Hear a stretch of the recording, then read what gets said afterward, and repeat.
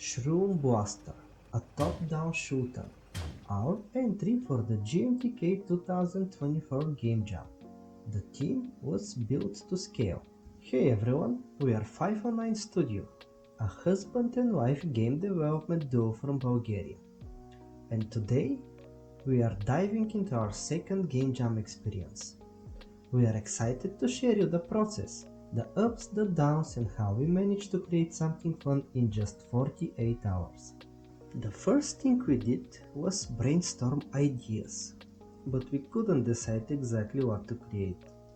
So we decided to use our trump card and ask our kids, age 4 and 6, for some game ideas. They are huge fans of Super Mario, so they really wanted a game where you fight mushrooms and the main character is a tank with a powerful bullet. So the idea came together. You play as a tank, trying to survive endless mushroom attacks. By destroying mushrooms that match the core of your tank, you gain experience and scale up your bullet's power. While I waited for my wife to create the base art, I downloaded some placeholder assets from internet to prototype the core game mechanics. I found a tank sprite with separate body and turret parts, allowing me to make the turret aim at the mouse cursor.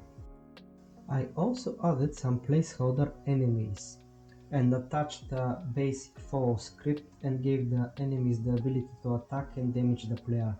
Also added a pickable object and a basic bullet. At this point though, the enemies were immortal, so it was an unfair fight. Once my wife finished the ground sprite, I immediately added it to the prototype so we could see the tank moving in space. The tank speed was a bit too fast, even faster than the bullet. In order to simplify things, we've decided to add borders to the level, so the player couldn't move past the ground tiles. That's the next thing I planned to tackle.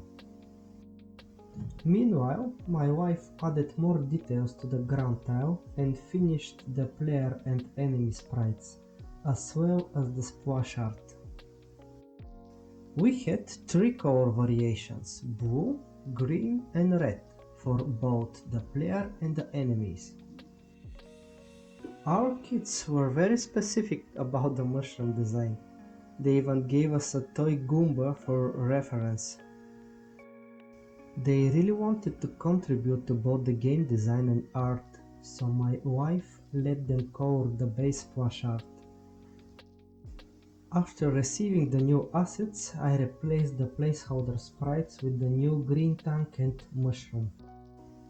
I also finally added the ability to kill the mushrooms. In the initial prototype, it wasn't obvious because the enemies didn't have eyes.